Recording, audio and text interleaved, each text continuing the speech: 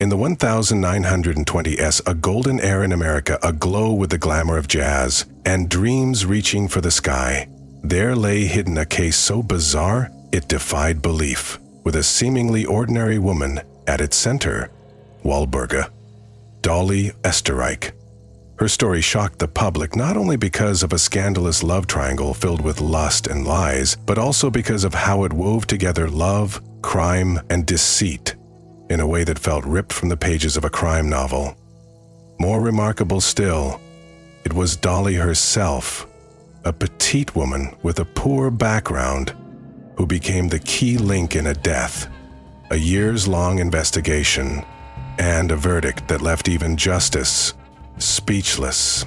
The love triangle that led to murder involved a German woman named Walburga Dolly Oesterreich, also known simply as Dolly. Dolly was born in 1880 in Germany and later immigrated to the United States. From a young age, she lived in poverty and hardship on farms in the American Midwest. Her life truly took a turn when she met Fred Oesterreich, the owner of an apron manufacturing factory in Milwaukee. Becoming the wife of a factory owner, Dolly escaped a life of labor and settled into the role of a housewife, caring for the home and spending her free time with her sewing machine. One warm autumn day in 1913, Dolly noticed that her sewing machine was broken. She called her husband to vent her frustration. Fred promised to send a repairman. The young man sent to fix Dolly's machine was 17-year-old Otto Sandhuber. It seemed Dolly had anticipated that Fred would send Otto, as she knew the teenager worked for him at the factory. When Otto arrived, he was greeted by Dolly, who appeared flirtatious and seductive, wearing only a robe and stockings. No one could have imagined that this moment would be the beginning of a strange and sensational story that would span decades. At first, Dolly and Otto kept their relationship secret in the usual way that clandestine lovers do. They would meet at hotels whenever they wanted to be intimate.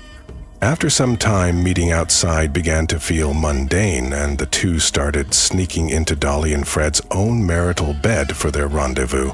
However, it didn't take long for nosy neighbors to start asking questions about the young man, frequently seen lurking around the area.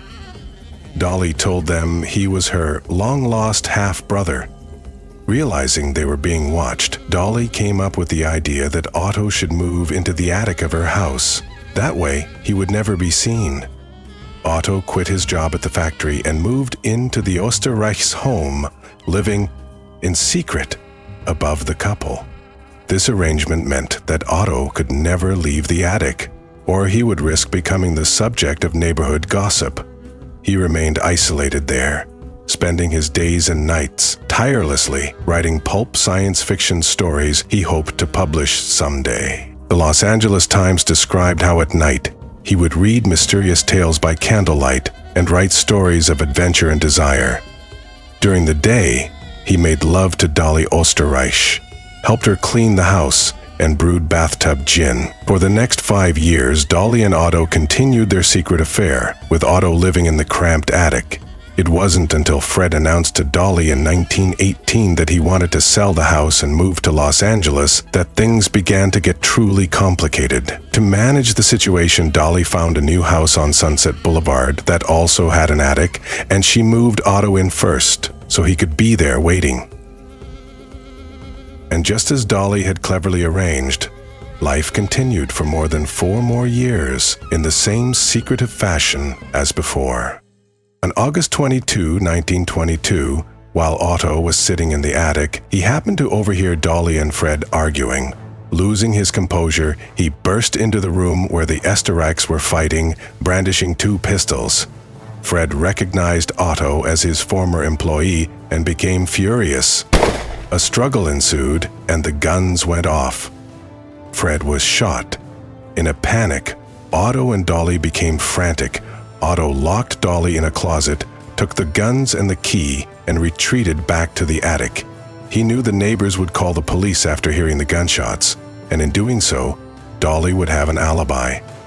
She couldn't have shot her husband if she was locked inside. When the police arrived, Dolly concocted a story about a burglary, claiming the intruder had shot Fred, taken some valuables, and then locked her in the closet before fleeing. The police were suspicious of the story, but couldn't prove it false, so they were forced to let her go. From that day forward, Dolly Oesterreich was a widow. She moved into a new home and carried on with her life. One might assume that the two would finally go public with their relationship and allow Otto to return to a normal life. But no. When Dolly moved, Otto stayed behind, once again in the attic.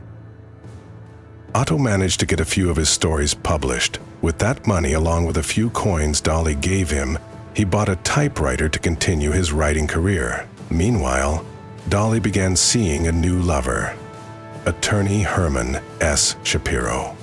But Herman, like Fred before him, often had to travel for work. Roy Klum then stepped in as a stand-in to satisfy Dolly's desires. Whenever this story is retold, people often speculate that Dolly must have possessed some strange, irresistible charm. How else could she so easily manipulate one man after another? First Fred, then Herman, and then Roy Klum. Klum was also the one who helped her dispose of one of the pistols used to kill Fred. The other was buried by a neighbor in his yard at Dolly's request. But, as the saying goes, a needle in a sack will eventually poke through. When Dolly parted ways with her two lovers, both of them ended up turning the weapons in to the police as evidence. After the first breakup, Roy brought the gun to the authorities, and Dolly was arrested. Otto was still living in the attic at that time. Dolly was worried that no one would take care of her lover, so she asked Herman to bring food to him, still using the story that Otto was her long-lost brother. When the two men met, Otto confessed everything to Herman and then fled to Canada to hide. As for Dolly, her neighbor dug up the remaining gun and brought it to the police, but neither of the two guns could be used to prove Dolly's crime because they had been corroded. Dolly was set free. 7 years later, when things had become irreparably broken between Dolly and the lawyer Herman, he moved out and told the police what he knew about the crime committed against Fred. Unscripted, the jury concluded that Otto was guilty of manslaughter.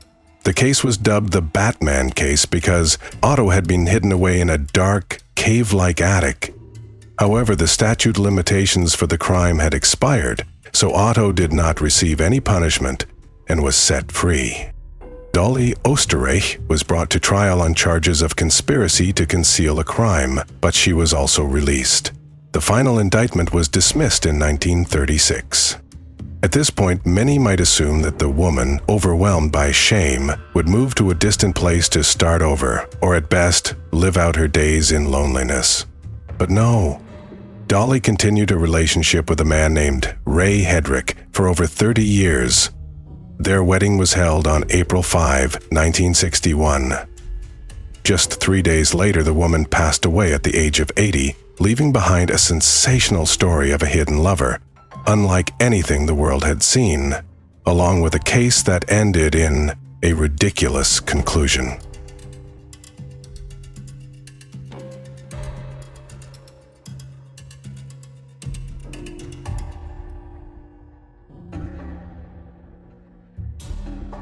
In the end, the woman who had bewitched two men to the point of defying all reason passed away peacefully, after continuing to enjoy 3 more decades of romance as if she had never been involved in a sensational crime.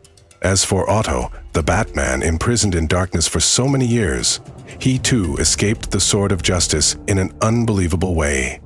Dolly's story is not only a bizarre tale tinged with crime and sexuality, but also a testament to how truth can be hidden for a very long time, and how sometimes the ending of a case can be so absurd it leaves people both outraged and endlessly curious.